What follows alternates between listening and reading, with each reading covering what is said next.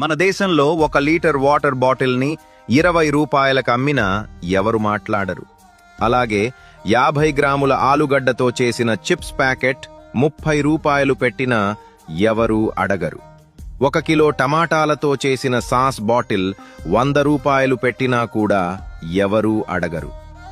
డాక్టర్స్ని ఒక్కసారి కలవడానికి 500 రూపాయల ఎంట్రీ ఫీజు పెట్టినా ఎవరూ అడగరు. ప్రైవేట్ స్కూల్స్, కాలేజెస్ లక్షల్లో ఫీజులు వసూలు చేసినా కూడా ఎలాంటి కంగారు కనిపించదు. కానీ కూరగాయల రేట్లు కాస్త పెరిగితే మాత్రం వెంటనే అందరూ అరుస్తారు.